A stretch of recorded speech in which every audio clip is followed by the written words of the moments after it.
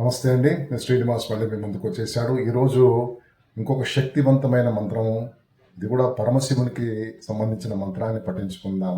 ఓం నమస్తే అస్తు భగవన్ విశ్వేశ్వరాయ మహాదేవాయ త్రయంబకాయ త్రిపురాంతకాయ త్రికాలాగ్ని కాలాయ కాలాగ్ని రుద్రాయ నీలకంఠాయ మృత్యుంజయాయ సర్వేశ్వరాయ సదాశివాయ శ్రీమన్ మహాదేవాయ నమః.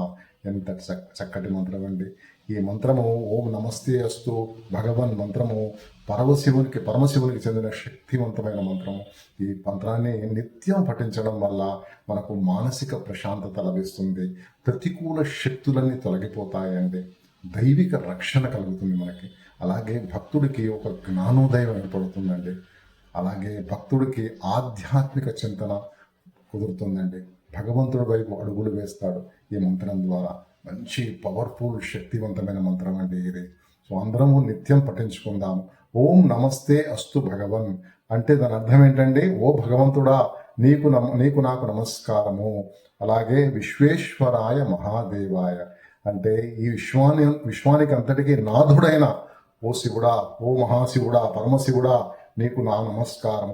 త్రయంబకాయ త్రిపురాంతకాయ, 3 కన్నులు కలవాడా, అలాగే త్రిపురాసులను రాక్షసులను సంహరించిన వాడా ఆయన మహాశివునికి నీకు అదే నా నమస్కారం. త్రయంబకాయ త్రిపురాంతకాయ త్రికాలాగ్ని కాలాయ కాలాగ్ని రుద్రాయ అంటే దాని అర్థం ఏంటంటేనండి, ప్రళయకాలంలో అగ్నిలా చెలరేగి అలాగే సమస్తాన్ని అంతం చేసే కాలరుద్రుడైన శివుడికి నా నమస్కారము. అలాగేనండి నీలకంఠాయ మృత్యుంజయాయ, తన గలంలో గరళాన్ని నింపుకున్న మహాశివుడికి నమస్కారం. నీలకంఠాయ మృత్యుంజయాయ అంటే మృత్యుని కూడా జయించిన వాడు పరమశివుడు. అలాంటి పరమశివుడికి నా నమస్కారం. అలాగే సర్వేశ్వరాయ సదాశివాయ అంటే అందరికీ ఈశ్వరుడు, ఎల్లప్పుడూ శుభకరుడైన ఈశ్వరుడికి పరమేశ్వరుడికి నా నమస్కారం. అలాగే శ్రీమన్ మహాదేవాయ నమః అంటే ఐశ్వర్యవంతుడైన ఆ మహాదేవుడికి నా నమస్కారం. ఎంత మంచి మంత్రం ఉండేవి. ఈ మంత్రాన్ని మనము నిత్యం పఠించుకుందాము.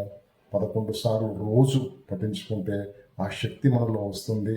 మనకి ఆ పరమశివుడి రక్షణ ఎప్పుడూ మనకి ఉంటుందండి, ఒక కవచంలాగా మనకు ఉంటుందండి. మరి పఠించుకుందామా? ఓం నమస్తే అస్తు భగవన్ విశ్వేశ్వరాయ మహాదేవాయ త్రయంబకాయ త్రిపురాంతకాయ త్రికాలాగ్ని కాలాయ కాలాగ్ని రుద్రాయ నీలకంఠాయ మృత్యుంజయాయ సర్వేశ్వరాయ సదాశివాయ శ్రీమన్ మహాదేవాయ నమః.